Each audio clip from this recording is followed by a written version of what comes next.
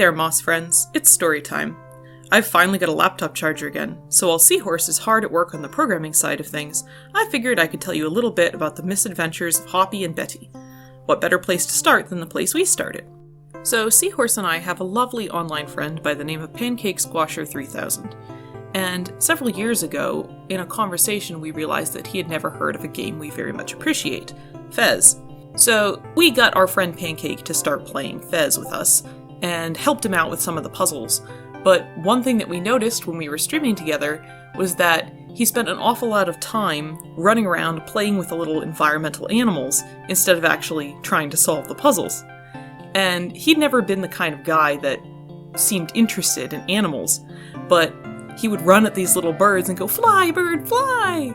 Or he'd run at the little frogs that were hopping around and just jump back and forth and make the little character dance.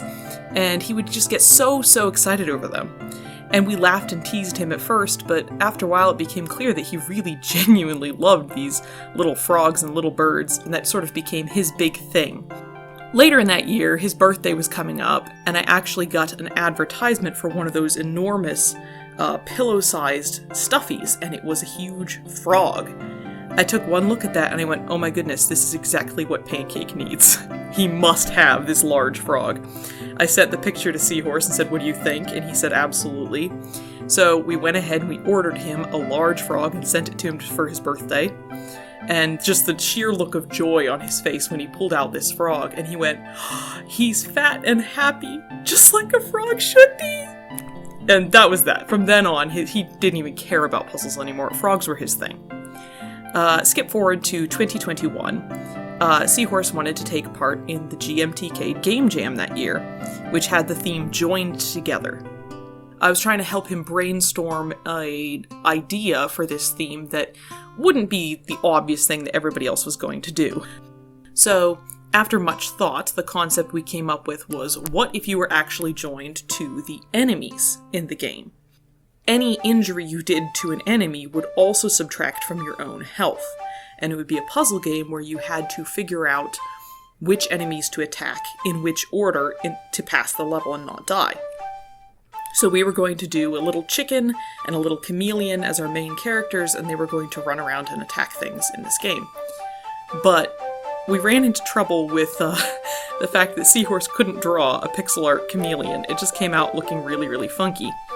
So he was trying to come up with something that would be a simpler set of art with less details that he could make.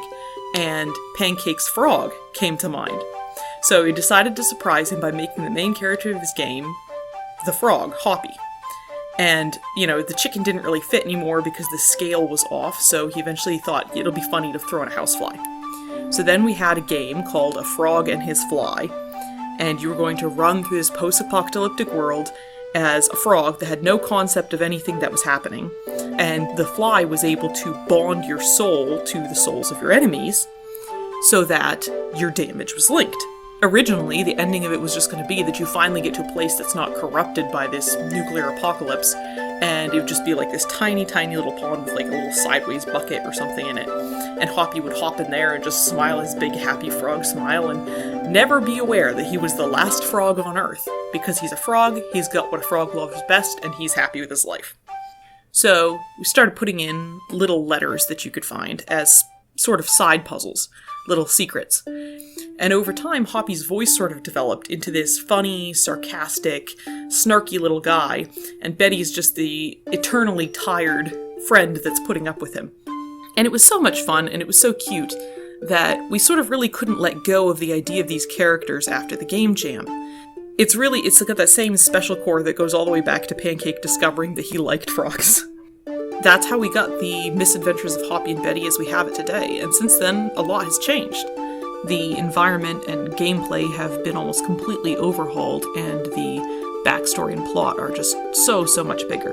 But I'm not going to give too much away, because that's what playing the game is actually for. We'll be releasing more information about Hoppy pretty soon, but for now I'm going to put a link to that original game, A Frog and His Fly, in the video description, so you can go ahead and check it out. I hope you have fun with that, and we'll see you next time.